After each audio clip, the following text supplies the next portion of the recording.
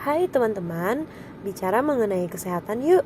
Simak di May Medical Talk, enjoy! Hai, kali ini kita akan membahas mengenai lupus. Lupus adalah penyakit autoimun sistemik yang ditandai dengan adanya autoantibodi terhadap autoantigen. Apa yang dimaksud dengan autoimun?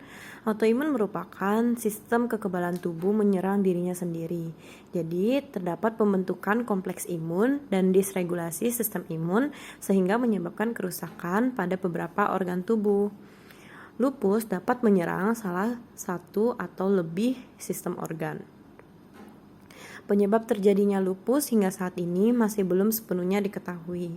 Tetapi, gabungan kombinasi dari faktor di luar dan faktor di dalam tubuh, yaitu hormon, lingkungan, dan genetik, diduga berinteraksi sebagai penyebabnya. Faktor genetik, sekitar 7% pasien lupus memiliki keluarga dekat atau orang tua atau saudara kandung yang juga terdiagnosa penyakit lupus. Sedangkan 30% kemungkinan lupus dapat terjadi pada kembar identik.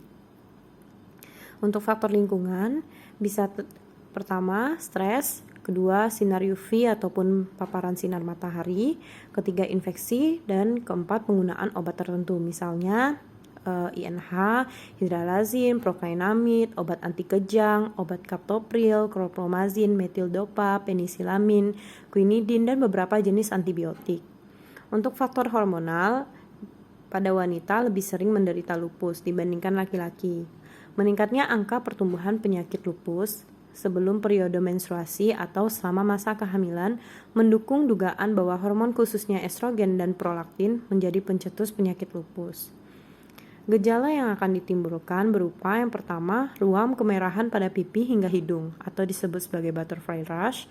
Kemudian yang kedua, sensitif terhadap sinar matahari. Ketiga, nyeri atau bengkak pada sendi. Keempat, sariawan. Kelima, rambut rontok. Keenam, demam. Dan terakhir, anemia.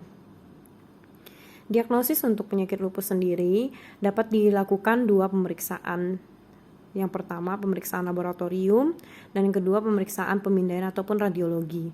Pemeriksaan laboratorium dapat kita lakukan penghitungan sel darah lengkap atau complete blood count, kemudian pemeriksaan ANA atau anti-nuclear antibody, pemeriksaan imunologi, analisis urin, pemeriksaan imunologi, tes komplement sel darah, yaitu C3 dan C4.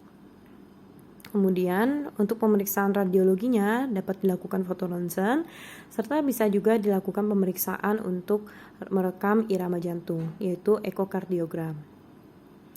Untuk komplikasi sendiri, pada penyakit lupus ini dapat berupa vaskulitis atau peradangan pada pembuluh darah, gagal ginjal, perikarditis atau iritasi pada kantung tipis jantung, peradangan membran pleura pada paru-paru, perubahan psikologis, stroke, dan juga kejang. Pengobatannya dapat diberikan obat antiinflamasi non-steroid atau NSAIDs, dapat mengurangi peradangan dengan cepat dan efektif. Kortikosteroid dapat mengurangi peradangan dengan cepat dan efektif juga. Kemudian hidroksikloroquine, obat ini juga efektif untuk mengobati beberapa gejala utama SLE seperti nyeri sendi dan otot, kelelahan dan ruam pada kulit. Serta yang terakhir dapat diberikan obat imunosupresan. Obat ini bekerja dengan menekan sistem kekebalan tubuh. Ada beberapa jenis imunosupresan yang biasanya diberikan oleh dokter. Semoga bermanfaat. Terima kasih.